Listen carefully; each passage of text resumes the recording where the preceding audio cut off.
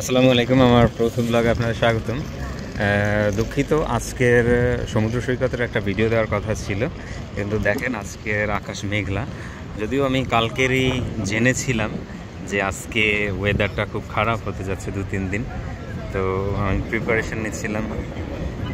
কালকে রাতে weather condition দেখছিলাম, তো আজকে ভাবলাম আপনাদেরকে নেপলসের সেন্ট্রাল মেট্রো স্টেশন ঘুরিয়ে দেখাই। তো আপনাদের ভাবছি আজকের গারিবালদি স্টেশনটাই ঘুরে দেখাই। এটা হলো নেপলস সিটির হার্ট বলা চলে। এখান থেকেই বিভিন্ন জায়গাতে মেট্রো স্টেশন যায়। এটার সাথে কানেক্টেড নেপলস স্টেশন, একটু পরে আমরা সেখানেও যাচ্ছি। দেখেন প্রতি 5-7 মিনিট পর পরেই এখানে মেট্রো পাওয়া যায়। চলেন দেখাই কিভাবে টিকিট কাটতে হয়, যদিও আমি ক্যান্সেল করে দেবো শেষ মুহূর্তে। এটা হলো ভেন্ডিং মেশিন। আপনি এখানে রুট চেক করব। Attenzione, ricordati di convalidare il biglietto prima della partenza. যাই হোক, আমি এখন কাটবো না, কারণ আমি যাচ্ছি না, এটা ক্যান্সেল করে দিলাম।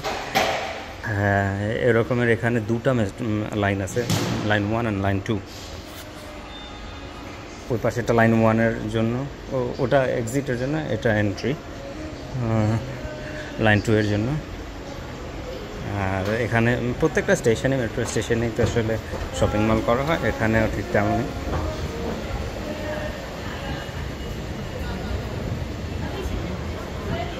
এখন বৃষ্টি হয়েছে, এই জন্যই অবস্থা। তো আজকের প্রায় সব কিছুই বন্ধ। আর আমি যদি ওই পাশে যাব, ওই পাশে হলো নেপলস সেন্ট্রাল স্টেশন। ওটা মেট্রো স্টেশন না, ওটার থেকে দূরবর্তী জায়গাতে যাওয়ার জন্য ওখান থেকে ট্রেন পাওয়া যায়। এখান থেকে আপনি অফলাইন টিকিট কাটবেন, মানে টাকা দিয়ে, আর কেউ যদি ভেন্ডিং মেশিন থেকে কাটতে পারেন সেটা কাটবেন। এটা লাইন 1। লাইন 1 প্রায় মাটির প্রায় 10 তলা নিচে। একদিন যেদিন আমি ইউনিভার্সিটি যাব সেদিন আপনাদের দেখাবো। এটা প্রায় 10 তলা নিচে, এটা প্রায়। তো এই স্টেশনের নামকরণ করা হয়েছে গুইসেপে গারিবালদির নামানুসারে। তো উনি ছিলেন 19 শতকের একজন আর্মি জেনারেল। আমি ওই সময়তে রাজার আমলের আর্মি জেনারেল ছিলেন। তো উনি পুরো ইতালিকে, কারণ ইতালিতে তো অনেক কিংডম ছিল, অনেক রাজারা ইতালিকে শাসন করেছে। তো উনি সবাইকে মিলে একটা দেশ গঠন করেছে, সেটা হলো আজকের ইতালি। যদিও উনি একজন রিপাবলিকান মনোভাবের মানুষ ছিলেন, কিন্তু উনি একজন রাজার আন্ডারে এই কাজটা, মানে পুরো ইতালিকে ইউনিফাইড করছে। ওনার নামানুসারে, ওনার শেষ নাম গারিবালদি, তো ওই নামানুসারে ওনার এই স্টেশনের নাম দেওয়া হয়। আর এই যে স্টিল স্ট্রাকচার দেখতে পাচ্ছেন, এটা রিসেন্টলি হয়েছে, হয়তো 5-7 বছর হয়েছে।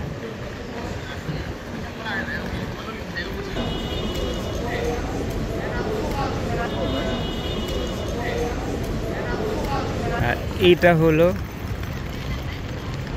ট্রেন স্টেশন, যেখান থেকে আপনার মিলান, রোম বা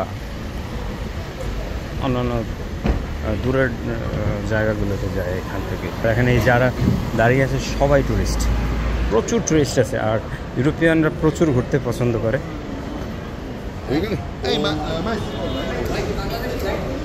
জি ভাই, জি ভাই, কিছু বলবেন? ভাই আসলে বিপদে পড়েছে, ওনার কাছে টাকা নাই টিকিট কাটার, তাই বাংলাদেশে আমার দেখলো, তাই যদি একটু টিকিট কেটে দেই।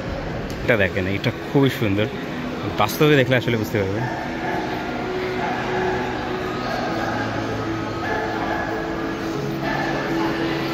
নেপলসের ইতিহাস এখানে আসলে ছোট করে ফুটিয়ে তোলা হয়েছে। এই ভিতরে যেগুলো দেখছেন এগুলো বানানো, মানে 3D মডেল। 3D বলতে মানে কংক্রিট বা কাঠ দিয়ে বানানো। আর পিছনে ব্যাকগ্রাউন্ডে আপনার প্রজেক্টর ভিডিও চলছে। এখানে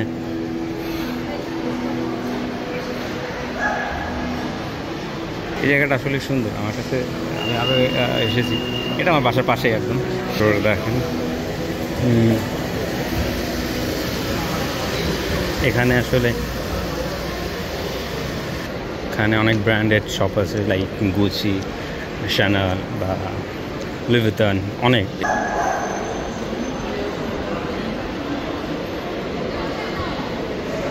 প্রচুর বিজি স্ট্রিট, মানে বিজি স্টেশন, প্রচুর ব্যস্ত। যাই হোক, আমি তো যাবো না, বাংলাদেশি ভাই হাতে দেখছি ডাকছে, তার কাছে একটু যাই।